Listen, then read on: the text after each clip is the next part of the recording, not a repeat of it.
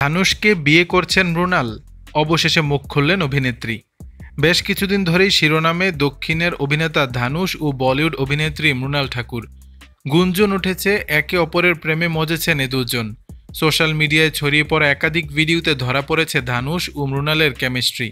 কখনো হাসি মুখে কথা বলা, কখনো একে অপরের দিকে গভীর দৃষ্টিতে তাকানো, সব কিছুতেই যেন স্পষ্ট বন্ধুত্বের চেয়ে কিছুটা বেশি যেন চলছে তাদের মধ্যে।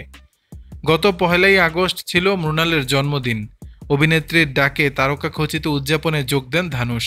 তারপর থেকে জল্পনা উস্কে উঠেছে। জন্মদিন উদযাপনের একটি ভিডিও ছড়িয়ে পড়েছে সোশ্যাল মিডিয়ায়।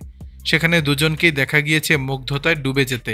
মৃণাল অবশ্য জানিয়েছেন বিনোদন জগতের এই গুঞ্জন নিয়ে তিনি অবগত, তবে এমন কোনো প্রেমের সম্পর্ক নেই তাদের মধ্যে।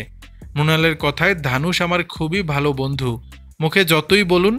সম্প্রতি অভিনেতার দুই দিদিকে ইনস্টাগ্রামে অনুসরণ করা শুরু করেছেন অভিনেত্রী।